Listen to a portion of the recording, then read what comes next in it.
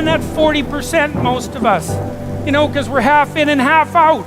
And it's not surprising because life is difficult. It's like, well, what if you were 90% in or 95% in or all in? Because you're all in anyways, right? It's a life and death game. No one gets out of this. Everyone dies.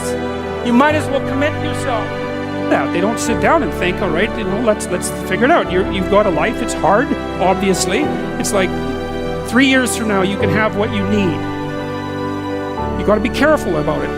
You can't have everything. You can have what would be good for you, but you have to figure out what it is, and then you have to aim at it. Well, my experience with people has been is if they figure out what it is that would be good for them, and then they aim at it, then they get it. And it's strange because they don't it's a strange thing. It's not quite that simple because, you know, you may formulate an idea about what would be good for you, and then you take 10 steps towards that, and you find out that your formulation was a bit off, and so you have to reformulate your goal. You know, so you're kind of going like this as you move towards the goal. But a huge part of the reason that people fail is because they don't ever set up the criteria for success. And so, since success is a very narrow line and very unlikely, the probability that you're going to stumble on it randomly is 0. And so there's a proposition here, and the proposition is, if you actually want something, you can have it. Now the question then would be, well, what do you mean by actually want? And the answer is that you reorient your life in every possible way to make the probability that that will occur as certain as possible. And that's a sacrificial idea, right? It's like, you don't get everything. Obviously. But maybe you can have what you need. And maybe all you have to do to get it is ask. But asking isn't a whim or today's wish. It's like, you have to be deadly serious about it. You have to think, okay, like, I'm taking stock of myself. And if I was going to live properly in the world, and I was going to set myself up such that being would justify itself in my estimation, and I don't mean as a harsh judge, exactly what is it that I would aim at?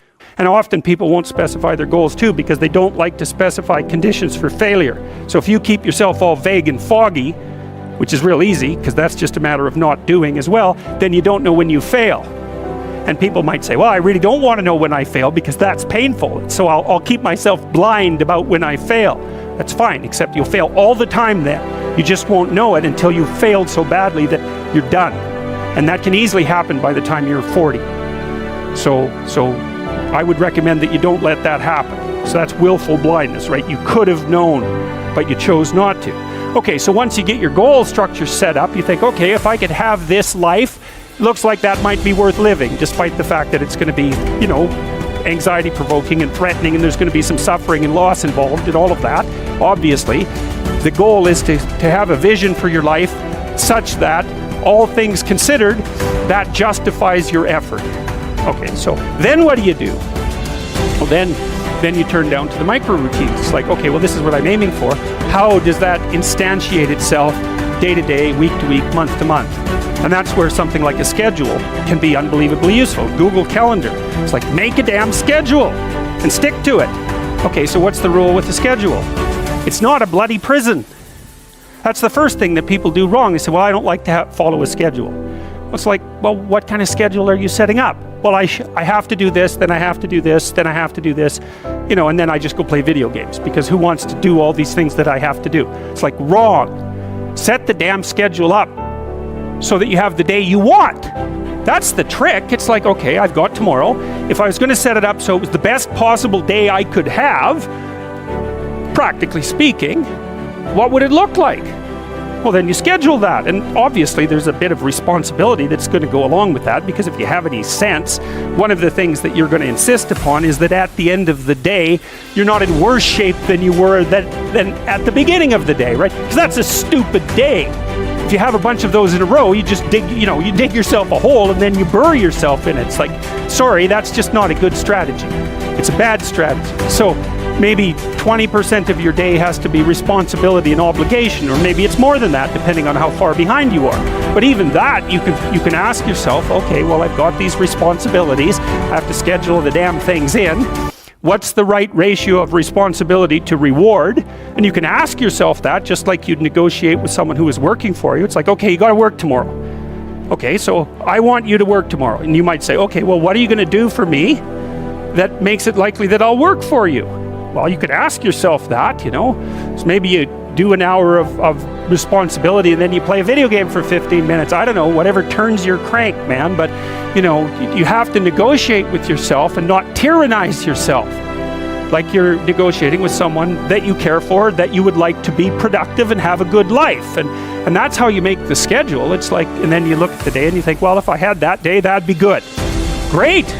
You know, and you're useless and horrible, so you'll probably only hit it with about 70% accuracy, but that beats the hell out of 0, right? And if you hit it even with 50% accuracy, another rule is, well, aim for 51% the next week, or 50.5% for God's sake, or because you're going to hit that position where things start to loop back positively and spiral you upward.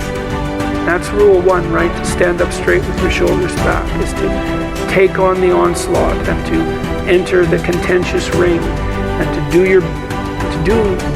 do more than your best, because your best isn't enough, because your best isn't as good as you could be. You have to push yourself past that, and that's, as far as I can tell, where you find what you need in life. You find the meaning that sustains you in life, and you find the patterns of action that redeem the world, both at the same time. I mean, life is a very difficult business. You know, it's fatal, and it's full of suffering, and it's full of betrayal and malevolence.